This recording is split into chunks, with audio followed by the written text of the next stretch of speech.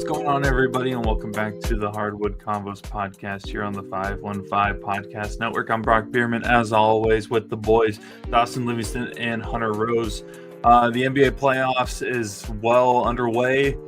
Some great matchups, some great moments so far already in this 2025 postseason play. Some series have completed here. We're recording here on Tuesday, April 29th. The only game currently going on is Denver and LA. And the only reason that we're recording while that game is going on is because it is currently 10:20 and we're not going to wait for a Clippers Nuggets game to get over to talk about the NBA playoffs. I guess all three of us don't have to worry about our teams in the first round anymore. Two of us are happy about that. Maybe three of us are happy about that. I'm not 100% sure if that means because the pain might be away. But Dawson and Hunter, how are we doing here on this Tuesday night here in April? Hunter, I'll make mine quick, so I'll let you talk for a little bit. I'm feeling good. Easiest sweep that the Cavs have ever had. Biggest point differential ever for a 4-game sweep. But yeah, on to the Pacers.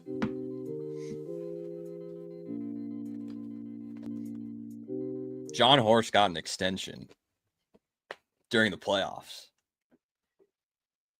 The guy who traded for Kyle Kuzma just got an extension to continue his job. That's how I'm feeling. Excited for the future of not owning a pick until the year 2031. So we sent 5 of those things for Jay Crowder. Wait, I don't remember this. Wait, the trade to get Jay Crowder on this team was for 5 second-round picks. Oh, that's right. And now the Bucks do not have full ownership. Emphasis on full ownership of their own draft pick until the year 2031. I'll be 28. my gosh. That's a long time from now. I'll be 31. Oh, wow. Uh-huh. Ugh. Uh-huh. Okay. Yeah. Now I'm going through depression knowing that we're already talking about that number. Like if Hunter could have his own episode for an hour to talk about the situation that my former basketball team is in, we would go long. We would go for 2 episodes special back to back, 2 hours with the Sensei Rose talking about the funeral in Milwaukee. I guess, because Dawson, is there much that we need to talk on about the Cavaliers at all? I don't think we need to hit on the Thunder. There's one thing we need to talk about, the B2A that needs to happen to a certain team. Thanks to the Cavaliers in the next round. Yeah, happen. We'll get to that. But Thunder swept the Grizzlies. There were some close games, but also Grizzlies found more ways to completely drop the ball. Hey man, John was starting to figure him out. Shut up. Yeah. He was starting to figure it out. Give him time. Yeah. Whatever. Lou Dort needs investigated, though. I'm not even lying. This is getting out of hand. For what? He keeps injuring people. That's not a coincidence. We all see it with Draymond. What's the difference? I need answers. I mean, Curry got teed up. Cleveland swept Miami. We'll run through this quick. No, it was pretty much one-sided the entire time. The final game was crazy. That was 138 to 83. I was watching. I tuned in just to see the score. I didn't even know what the score was, and it was close to the end of the third quarter. And I'm seeing Miami's bench players playing, and I'm like, whoa. What? Yeah. What happened? You guys You guys watch YouTube? You guys watch like 2K YouTubers at all? You Yeah. know like who Click Productions is? Oh yeah. He released his Miami Heat rebuild like 8 minutes into the game when it was 30-5. I watch more listen honestly to that guy like religiously, just to like if I need something random to throw up on TV. All right. Yeah. And like shout out Bernard King, one of the greatest sim players of all time. If you know, you know. But yeah, that series was pretty much the ball got tipped and it was over. Miami is this Miami team. The only reason they made it is because of Jimmy Butler's contributions before the trade. I think they ended up finishing. Let me look at this. They had 37 wins. 37-45. They had 12 wins and 25 losses since the trade, and post-trade deadline they were 4-17. Yeah, so they would have been competing. Like I mentioned to you guys before we started recording, Miami would be in the Cooper Flag sweepstakes at this point if Jimmy was on their pick. Oh yeah, Guess who owns their pick? The rip, Mr. Sam Presti. Of course, that's just crazy. I completely forgot about that. Yeah, so they couldn't even. They couldn't even bottom out. You know that meme of Jesse Pinkman saying you can't keep getting away with this? That's what Oklahoma City is with all these draft picks. Presti's got the Heat pick. He's got the Sixers pick that could be like the 8th or 9th pick in the draft. And I think he's got one more in the lottery. Hey, Hunter, your team could have all these first-round picks. They would just have to give up one person. Kyle Kuzma. I don't think Kuzma would be involved in that trade package. I think we have to include our 2031 in order to get rid of him at this point. That's how bad it is. That's how terrible it is. Hunter is literally going insane. This man has lost it. This is great. Miami. So Cleveland moves on. The other series, obviously, that we've kind of hinted at, that completed tonight.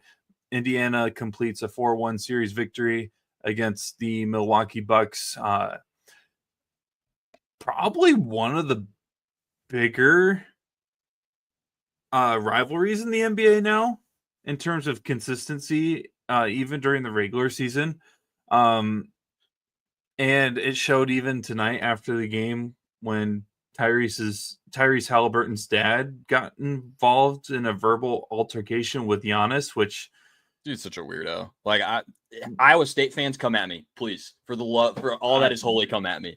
I imagine having a kid. All right. I won't speak even on my opinions about the rest of the game, just in this moment. Just imagine you have a kid who makes it to the NBA, gets a shot that wins the series, and for some reason the fans can get on the floor. I still am lost on how that was allowed in the first place. We've done this song and dance before, and it ended with something we call a malice at a palace. That's what happens when fans get on the floor. And imagine though, your son does this, and while everyone's getting onto the basketball floor to celebrate with the team, you instead go up to a guy who's the best player on that basketball court. Best player in the world, in my opinion. Standing at a whopping 6'11", 240 plus pounds of arguably pure muscle. And you're going to stand in front of him and do that. First of all, terrible father. I don't care. Terrible father. And like, how dumb are you? You know, like, if I'm being honest, better man than me. I'm taking the fine. That man's getting folded, and there's nobody that's stopping me on that floor. What's Hallie going to do? Let's be honest here. He's probably going to tweet something. That's all he's doing. So, Iowa State fans, please. I would be more than happy to block you until football season. I have no comment on the situation in terms of that standpoint. But, yeah, you mentioned – it's funny that you mentioned Malice of the Palace and when – it involves a Pacers team getting involved. But, yeah, this series was back and forth in terms of smack talk. Even when Damian Lillard wasn't playing, Damian Lillard got back in. And then this was the one. This game outside of the Boston game was the one game I had other people watching with me. And when Dame went down, I was like, "Oh, that's I automatically." If you're an NBA fan that watches a consistent basis, you can pretty much tell when someone tears their ACL or tears their Achilles. And I knew right away that was a torn Achilles. And they're like, "No, I don't know. He's putting weight." I'm like, "No, that's a torn Achilles." Seen that millions of times from the all-time greats, and just an unfortunate injury, especially just because it's in the playoffs, and like now you're out of the playoffs, so you're gonna have to recover, which is almost a year's worth of recovery. This Milwaukee Bucks situation is one of the weirder ones in terms of, I don't want to call it a failure, but it's not been a success either. In terms of the trade for Damian Lillard, it's not like the Brooklyn Nets who traded for guys that were way past their prime and Kevin Garnett and Paul Pierce and Jason Terry.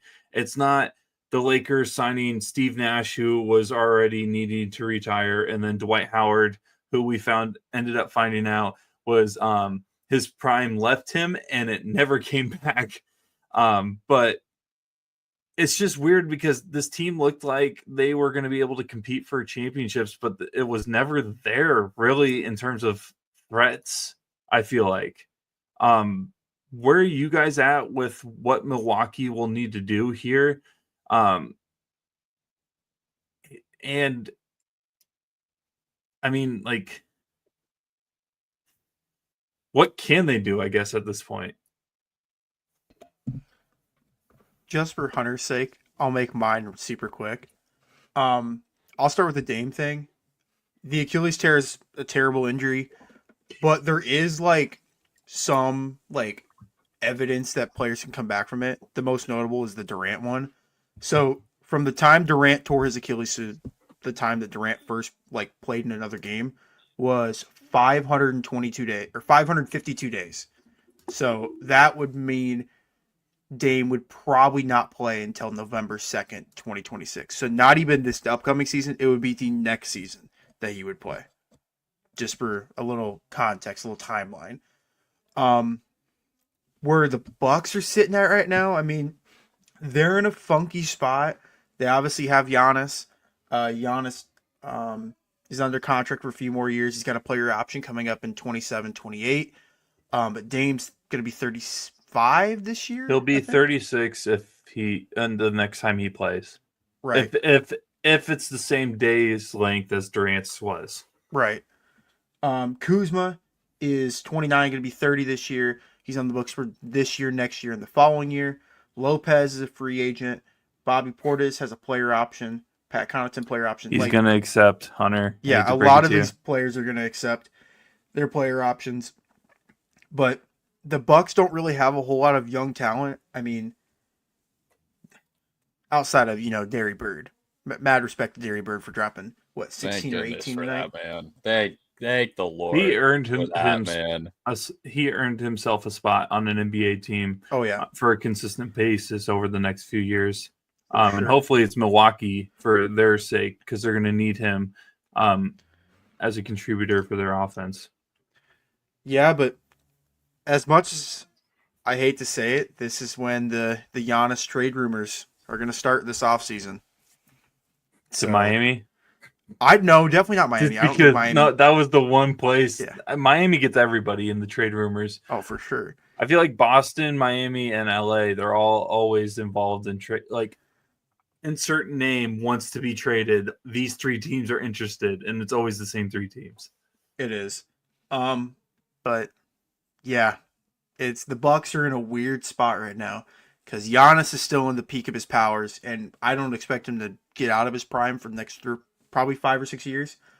But his supporting cast is, how do I say this without, okay, below average, well below average. All right. Giannis is an A+ player. His supporting cast is a D+.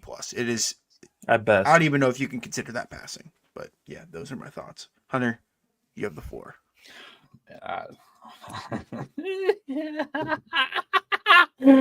Oh boy. Yeah. So there's two avenues that Hunter sees. Okay. There's two sensible things that can happen here. On one hand, you run it back. You have Giannis, as Brock would say, and as I would agree, the best basketball player on the planet. You gotta compete. So what do? Clearly something's not working. Obviously. Actually, that before we get to that, I wanted to. Brock said it. About the Damian Lillard trade, and I think from a Bucks fan perspective, specifically, 2 years ago, when the Miami Heat came in an 8 seed and the Bucks were a 1 seed, and the Bucks got beat after very gracious and good guy Kevin Love undercut Giannis and injured him. Giannis was asked about what a failure for a season meant, and he answered that failure. Would you count Michael Jordan's career, since the only one at the ring 6 times? Would you count all the other years failures? The answer is like, well, no. He's like, exactly. And so when it comes to the Dame trade, I think my position is that I don't think I would consider the Dame trade a failure, but I would consider it a failure of the front office from like every other perspective. Which is why I have no hope for where this team is going in general, because it's still the same front office. Nothing's changed. Thank you, Jonathan. And so and I think the other thing too is like, if the Dame trade doesn't happen, where are the Bucks at? I love Drew Holiday as a person. We're probably in the play-in at this point if Drew Holiday's on the team. I can't lie. He's been out too. Yeah, he's out. So he's got to be. We're just in the same situation again. Yeah. Don't get me wrong.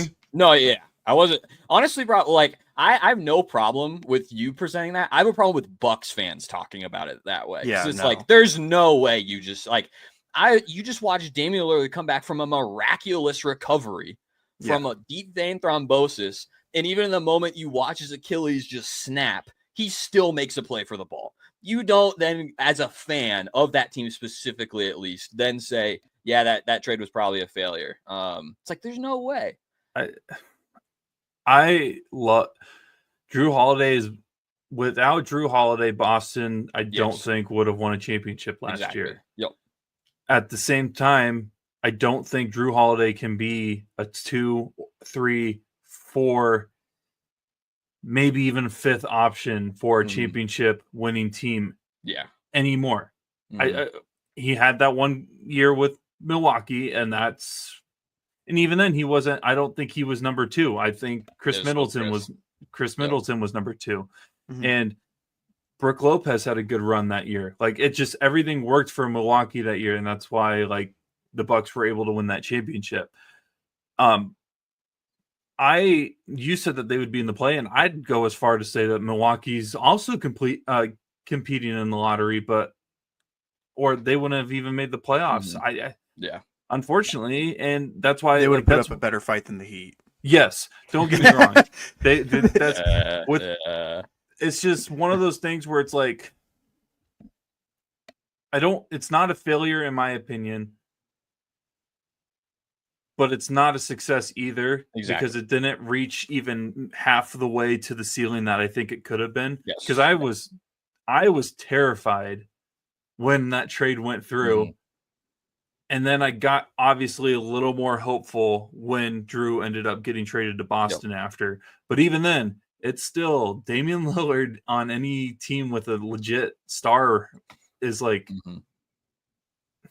it's just unfortunate because Damian Lillard's never done anything to really be hated by anyone. And so him and Giannis are probably two people that have like, I would hope are general like loved throughout the league compared to other stars.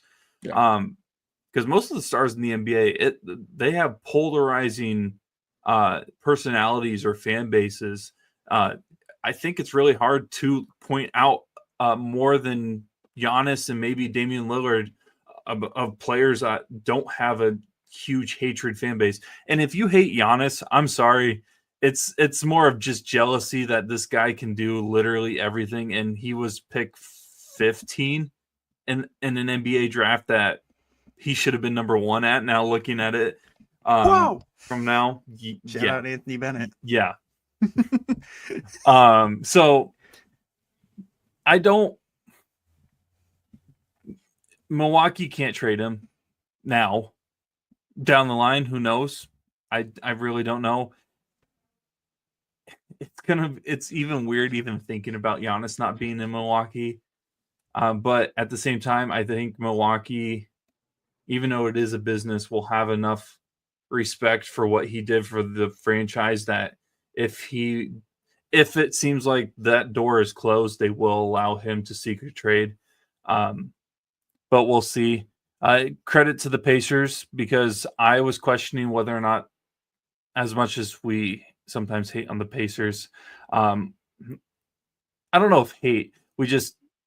Oh, I do. Don't worry. That's okay. I was going to say, I think Hunter definitely hates. You can say I do. Hunter, and that's fair because it's a rivalry. So, but I thought they had a Atlanta Hawks, not even Atlanta Hawks of 2015. We're talking Trae Young's Atlanta Hawks 21. team that made the conference finals, and I didn't think they were going to make it back or even get to the second round. And here they are, getting ready to go up against the number 1 seed in the Eastern Conference, the Cleveland Cavaliers. But we'll see what comes from that. I don't think we need to give a prediction of that now, because I'm assuming I don't even know when game 1 would be for that. But it's on the. Oh, I just saw it because I just posted it. Is it before the end of this week? I think it's Saturday. Okay. Yeah. I guess it's Sunday. Sunday. Okay. I guess we can give like a mini prediction if we want to, but other series going on right now that just, I guess going on is the wrong way to put it, because it just wrapped up tonight as well. Boston closed out the Orlando Magic in a 4-1 series victory. Not only did they did a similar way of what what Cleveland did, but they waited until the end of the third quarter to start it. 120-89 was the final of this last game. What are your guys' thoughts? I told you guys as a Celtics fan going into this, I thought my Orlando would get a game from them. Now I didn't expect it to be a game where everybody was playing, which was funny enough.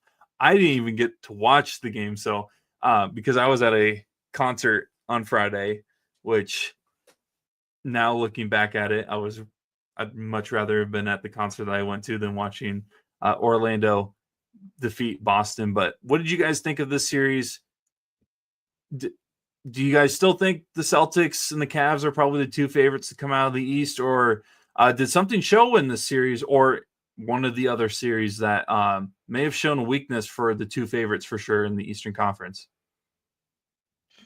I mean, just like the Thunder series, just like the Cavs series, this one doesn't need to be talked about too much. Yes, Orlando took a game, but I don't think Boston was trying hard isn't the phrase I want to use, but Boston's attention wasn't 100% on Orlando. Fair.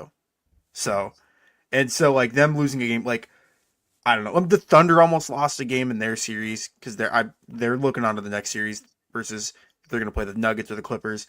The Cavs almost let game 1 go away from them. That game got really close at the end. But yeah, this one doesn't need to be talked about too much.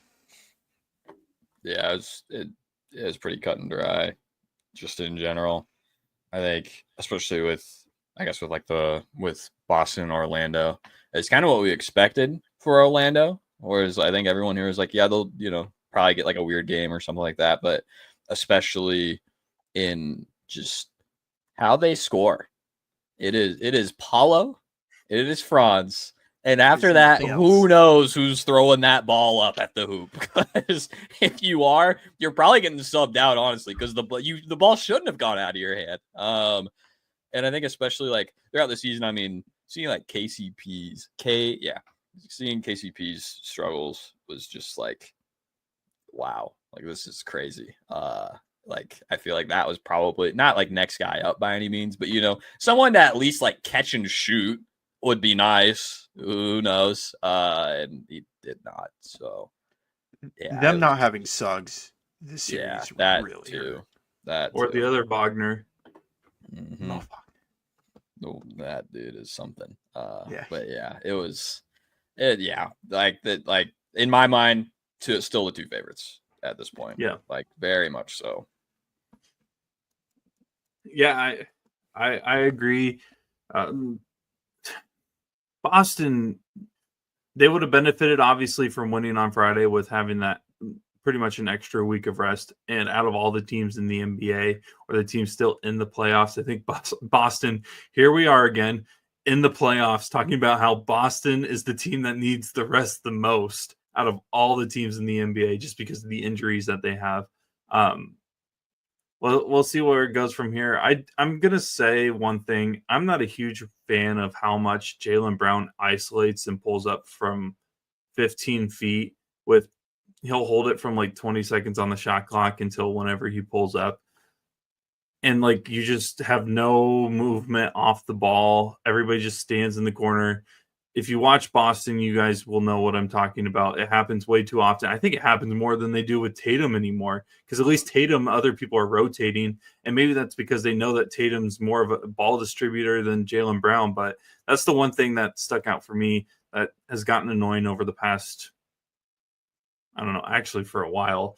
But who knows? Because the team that they potentially might be going up against, the New York Knicks, have another player who loves to isolate as well. The Knicks, they dropped a game tonight against the Pistons, but they currently still lead 3-2. So it'll go back to Detroit for game 6. Yeah, Dawson's going to get into this in a little bit, how it should be actually Detroit's up 3-2.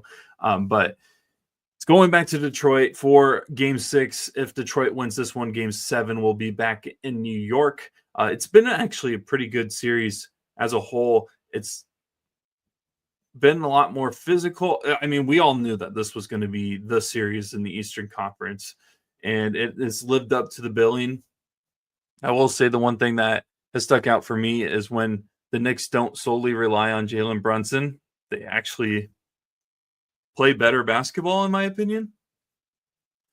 That's just me. Like, when Cat is treated like the second star versus like, oh, it's Jalen Brunson and crew type of basketball, then I feel like the Knicks play a little bit better of a style of basketball. But, when Tibbs is your head coach, the style is usually focusing on one person. And then if anyone else can contribute, then you'll see what happens. Which, I mean, they didn't rely on Jalen Brunson in this game in the clutch situation. They focused on Bridges, but that was more of because Brunson was on the bench for whatever reason. And Detroit was really good at not fouling in the final minute 30 of that game and preventing Brunson from even getting into the game because of no dead balls or anything. But Dawson, I guess we'll start with you. I know you wanted to talk about how Detroit should be winning this series right now, 3-2.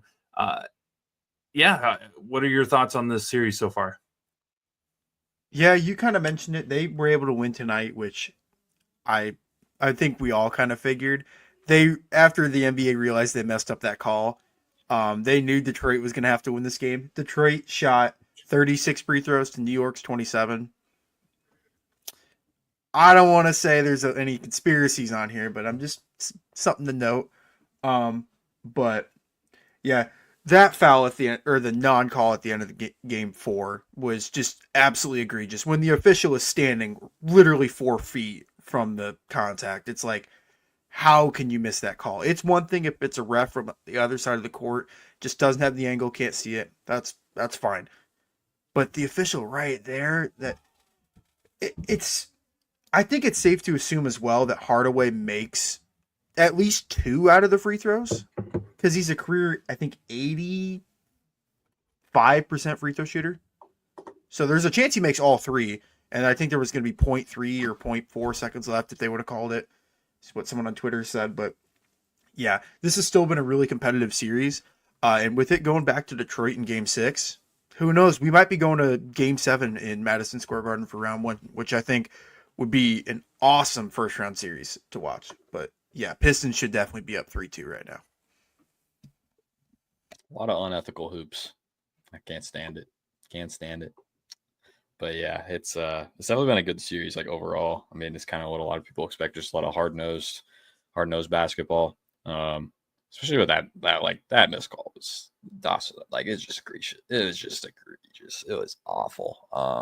Which just is the Pistons Twitter page was awesome after that. Like, they did not hold back. They did not care, which was great to see from any social media page. But yeah, overall, I think honestly, like the way I think for the Knicks, at least for them, I think kind of the dream of seeing like Cat continue to play like overall pretty well, and pairing up with Brunson's been nice. I'm just intrigued, like moving forward. I mean, it's something that we say on this podcast a lot, but you know, how long is the Tibbs train gonna keep the wheels going? Because surely they're gonna fall off eventually. It always happens. So I am gonna be interested to see when that happens. Yeah, Thibodeau is one of the weirdest coaches in NBA history in terms of, I feel like every time it runs its course, there's this little bit of hope, and then people figure it out because it's a different star each time, every team or every roster he's had. And it never goes anywhere. No offense to him. The closest he's ever had that was Derrick Rose's great seasons that he had, but the conference finals they had in 2011 against Miami was the closest I think he's gotten. Yeah, it's just it's sorry. There's nothing you can really do about it. I if they lose this first round, first of all, if they lose 3-1, he's fired the next day. I guarantee you that. Hunter, there's Tibbs in Milwaukee. Nah, I'm good. I'm good. There are way better coaches. I already put the opera out. Chase Winterbor will be the next head coach of the Milwaukee Bucks. I firmly believe he can do a much, much better job than Glenn. So you don't like Octavius? Glenn can kick rocks. I can't stand that guy. Hey, it's just remember, how bad. Former NBA champ. Just remember how good, or if not for Doc Rivers, Tim Duncan would have been on the Orlando Magic. Think about that for a second. Timmy D was supposed to go to Orlando, but Doc's nope, your spouse cannot fly on the plane with us. And we went from the Spurs dynasty where they won 5 chips in 20 years to we could have had T-Mac, Grant Hill, and Tim Duncan all on the same team. Shout out to Glenn Rivers. Octavius Rivers. I can't believe that. He's another. We should do an episode of like the weirdest coaches in NBA history in terms of like resumes and how they're looked at. David Blatt. I could pull some David Blatt aura. That is the. First of all, when he got hired, we're all like, "What? Who? Okay." And then the guy that takes over for him, it takes me until the NBA Finals to realize that that's the guy that got stepped over by Allen Iverson. Like, yeah. I could go down the list of the Cavs coaches over the last 10 years because John Beilein was the coach for the Cavs for like 4 months. Yeah. I mean, the Celtics had Ime Udoka for 10 months, I think it was. And then now he's in Houston, down 3-1 against the Golden State Warriors in the first round of the playoffs. Told you guys. Real quick. Yeah, go ahead. Hunter, do you think Doc actually gets fired, all jokes aside, or do you think he's going to keep his job? I swear if he doesn't get fired, like there's no way. Like I cannot believe anyone with a brain who's in charge of the team sees not just the playoffs, but the whole season and go, yeah, he's fine. we can keep him. Like, we'll win. Well, if they fire him, they got Darvin Ham right behind him. I would rather have Mr. Hands in his pockets at this. Like, I'd rather have anybody else. Mr. Play defense on the whiteboard. Steve Crone. Anybody else? Yes, please. Like, just anybody with a brain who can go, Damian Lillard and Giannis pick and roll worked. Let's keep doing it because Doc did not. Nope. Fred McCaffrey. Now we're pushing it. Now we're getting the Glenn area of coaches. And we need to stop. That's where we draw the line. At least Glenn won an NBA championship at some point. Somehow he did not win that. You take that back. He did not. He was that team on the team. Won. That Buddy's hanging on to that one title, like like. Oh my gosh! Don't even. I can't. My brain stopped. Like in mid. That team on paper should have won multiple championships, and I think because of Doc Rivers, they won only one. Yeah, because in 2009 they lost to Orlando in the conference finals, and then in 10 they lost to Ron Artest. Yeah, Meta World Peace wide open for 3. Oh, sorry.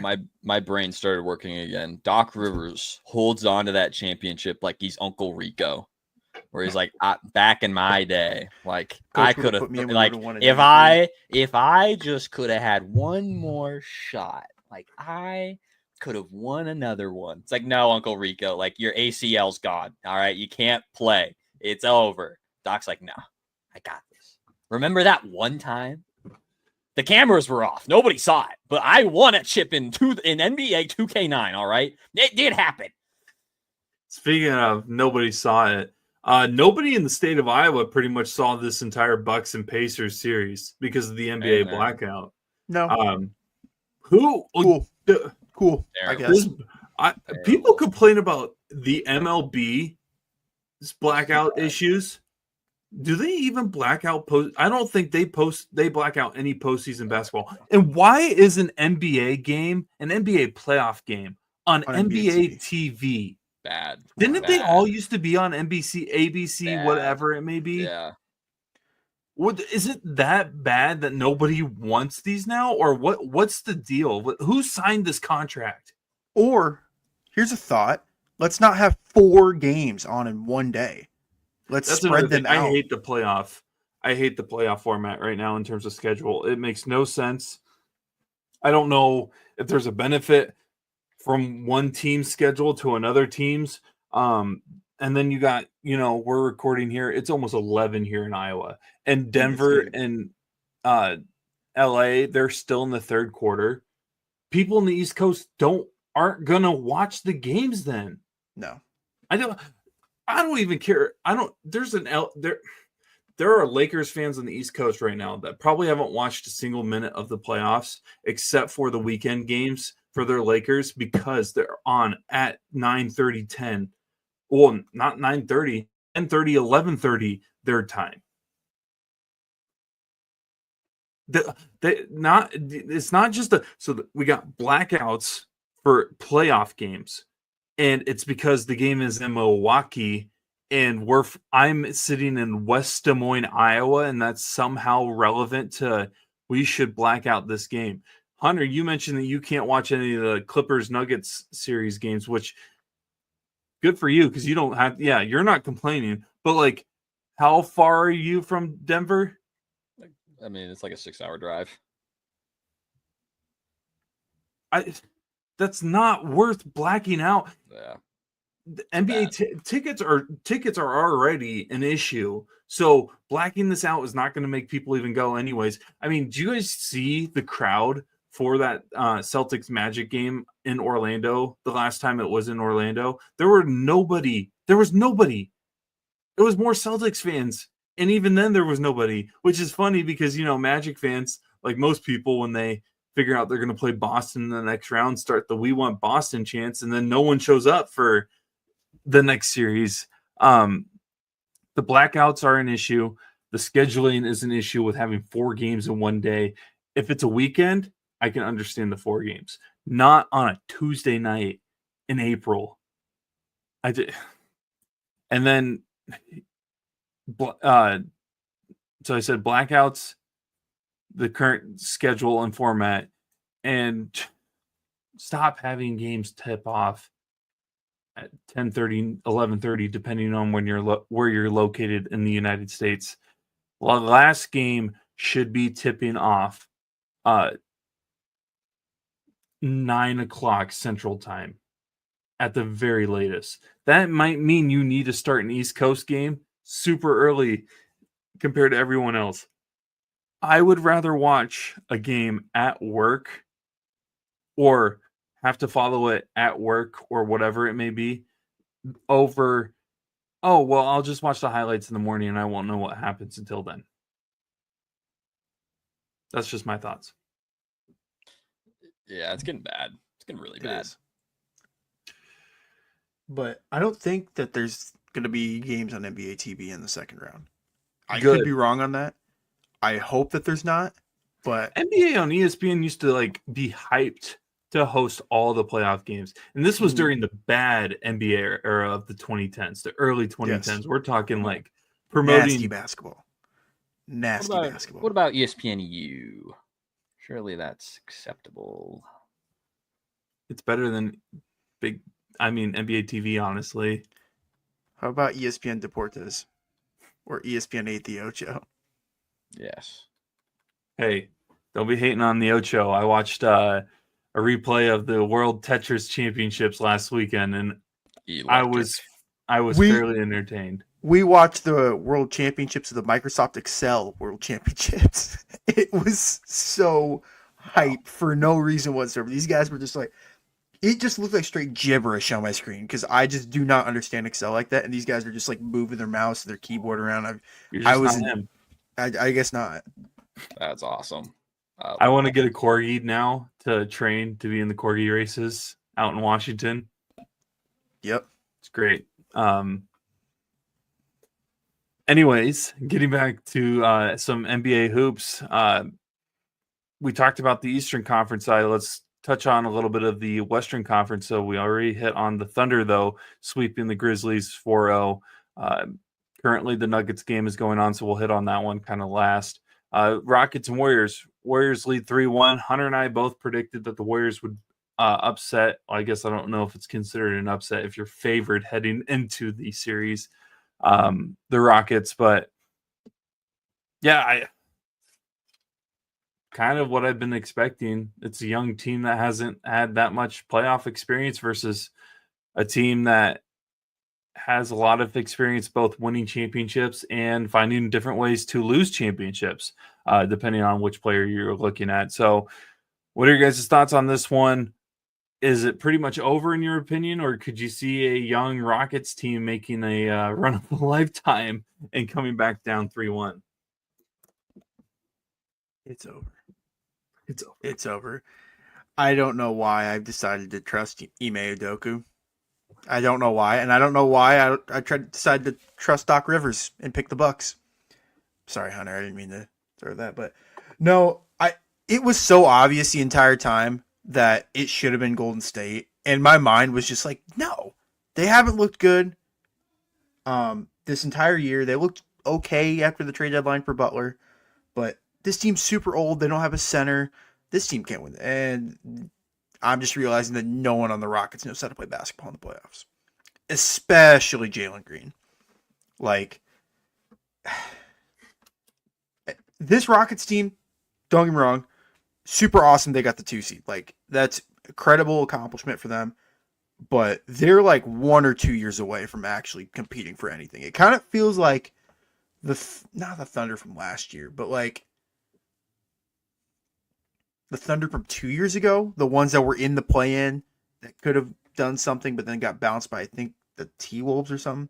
But no, this series is over. I'm sure you guys are going to agree, but yeah, I don't see Golden State choking a 3-1 lead. If I have to see another Giannis to Houston trade package that involves Jalen Green, I am immediately assuming you do not know basketball. There's no universe. Like, I will say he had a terrible game.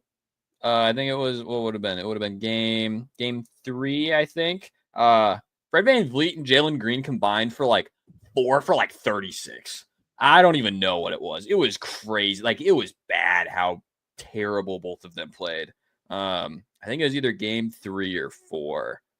Or no, it would have had to have been 2 or 3. Sorry. And then Fred VanVleet, he bounced back. It was going crazy in the last game before everything came crashing down miserably. Yep.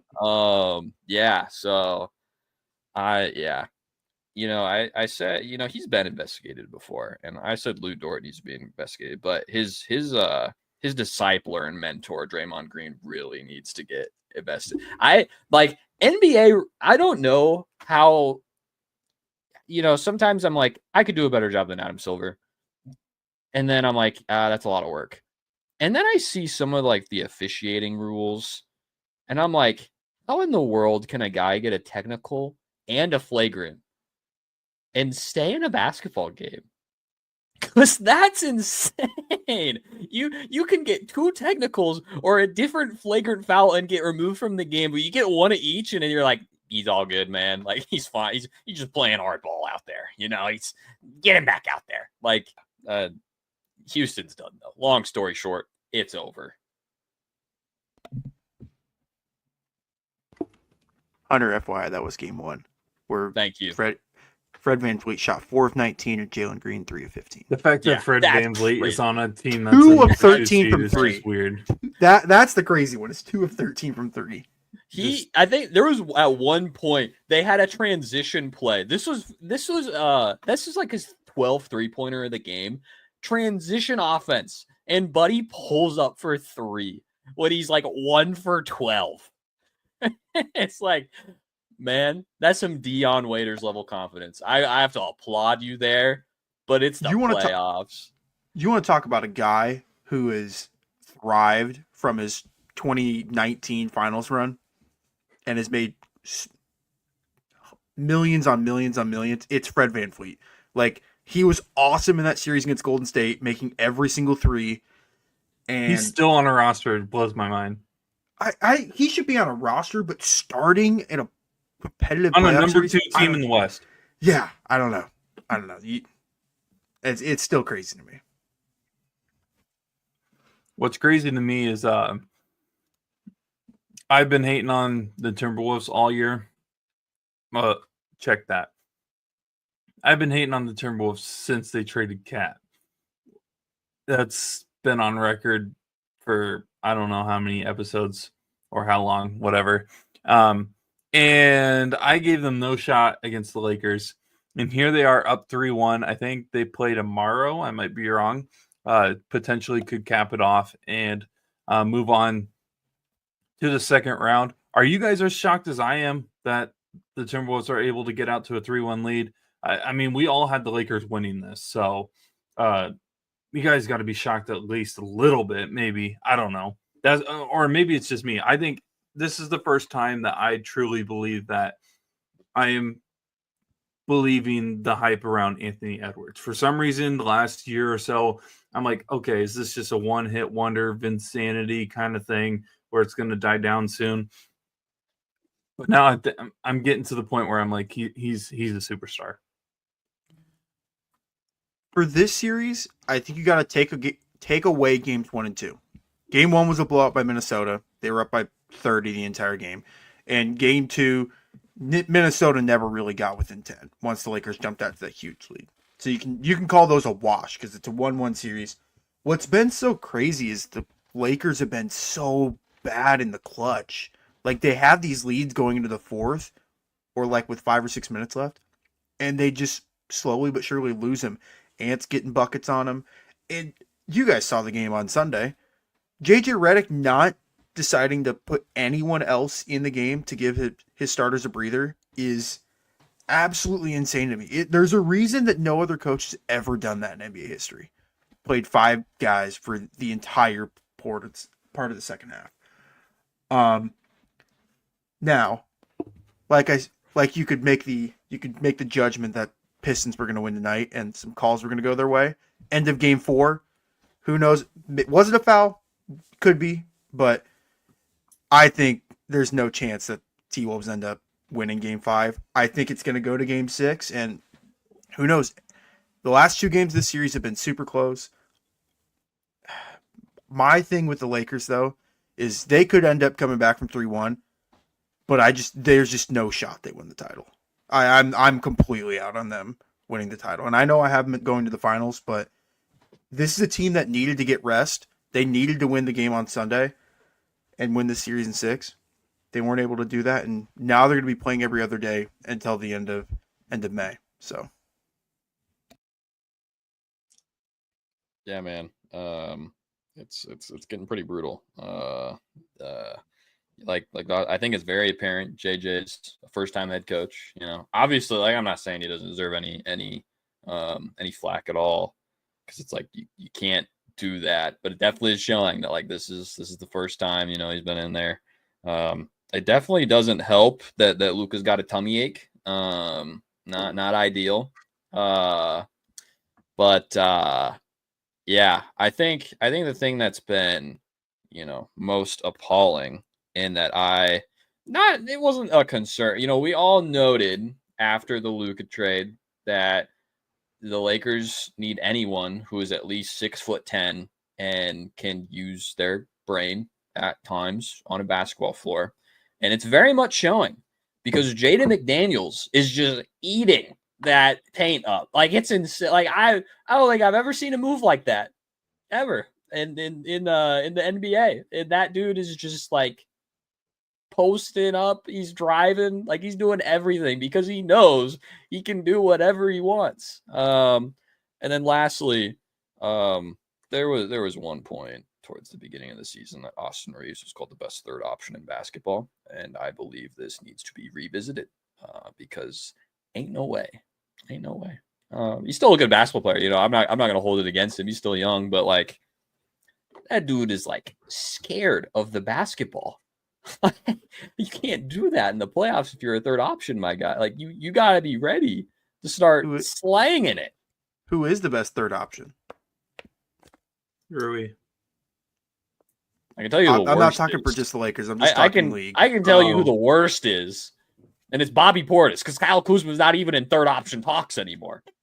But the best one. Is it crazy that I kind of want to say Porzingis? That's Tatum, Brown, and then I was going to say Derek White. You could, yeah. Dude, that's your first option. Get out of here. Stop that. See, here's the thing. And you guys know this. At least I think you guys know this. I'm probably the most untraditional Celtics fan from the standpoint of Jason Tatum and Jaylen Brown. Maybe Tatum would be number 5 on my favorite current Celtics players.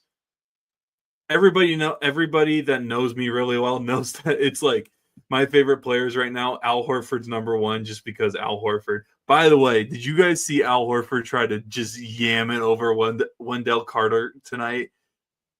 Oh, it felt like slow-mo, and I was having.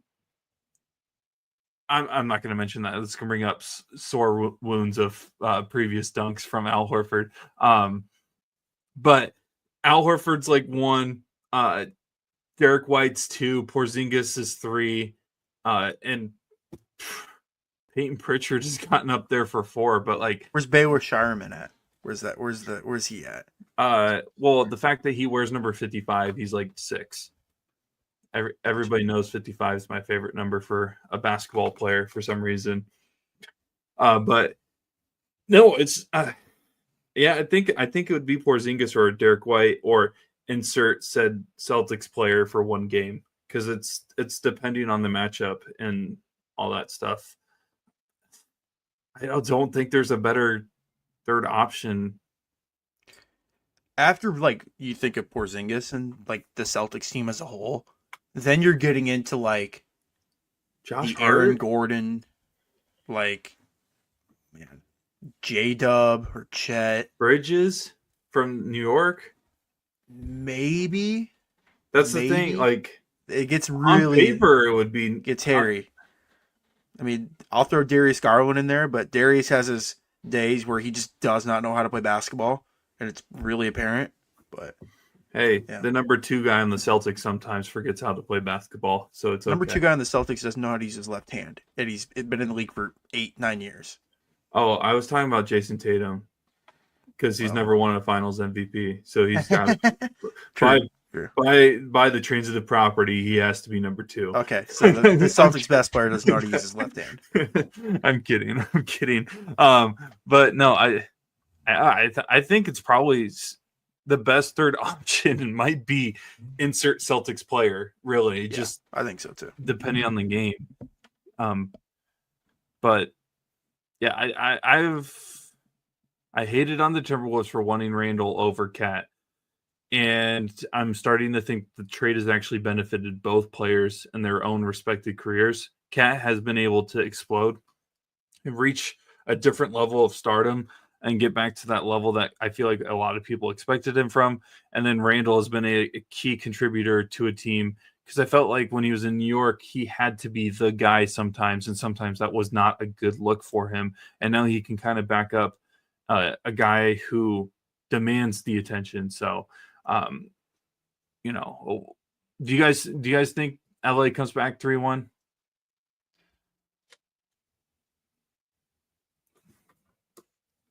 Because I know we got a couple of minutes left here before we got to go. I've seen crazier things, but me personally, I don't see it. I think T-Wolves are going to win it in 6. I think Lakers win Wednesday night, and then I think the series is over on Saturday or Friday. I think is when the game is. Hunter, like if Luka can get some Pepto, maybe, but like, man, like they're like every time I think in my mind, like they got Luka, they got LeBron, there's a chance, and then I see like that profile picture of the classic no team has ever come back from a 3-1 deficit, and I'm like guys, like this is delusional to think it's possible. So I like. Honestly, I think it could go 7, to be honest. Like I could definitely see a game 7, but like that's gonna take so much, dude. Like that is like sure you get a bunch of momentum forcing a game 7, but like holy buckets, you gotta be gassed at that point. So but yeah, you're gonna be exhausted, and then you got Golden State sitting there that's gonna be well rested and ready. And do you think anyone on Golden State is scared of the Lakers? I don't think so. Yeah, I think the Timberwolves have it. I just don't know how many games it's going to take. Do you guys think, real quick, we'll just kind of go through the series that are going on right now. Rockets, Warriors, I'm assuming you guys both think that's pretty much over. Warriors. And then New York, Detroit, do you guys think that's going 7 games? No. And then if it goes 7, who's winning? Pistons. Give me the Knicks. Oh, we're going 1-1. Okay, tiebreaker. New York lost Game 7 at home to the Pacers last year. Just saying. I was like, Cade Cunningham has a chance to do a Trae Young like. Why not Dennis Schroeder? Well, he could probably do this. Okay, I'm going Knicks now just because. Yeah. Looks like the Nuggets are going to win Game 5 against the Clippers. It'll be 100. Right now, it's 110-90 as we're recording here with 9 minutes left in the fourth. So Denver will go up 3-2. Does LA force Game 7, or do you think it's over? Game 7. Game 7, and then Clippers in Game 7. It will be in Denver, so keep that in mind. Nobody has fun. Denver likes to lose Game 7s. Okay. And then I guess from your guys' standpoint, because you guys both have rooting interest in one team on this series, Cleveland Pacers. Do you guys think it's going to be a close one, or Cleveland? Cavs in 6. Cavs in 6. I respect that.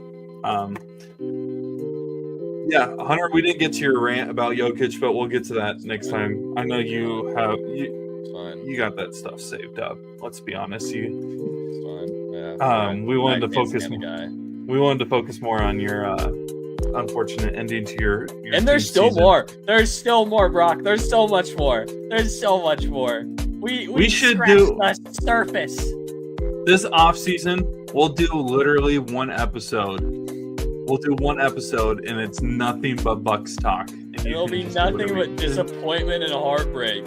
We're gonna do another one of Octavius Rivers too. Just of his NBA journey as a player. I'm gonna write a song. He's gonna write a Doc Rivers. He's gonna diss track. That'd be great.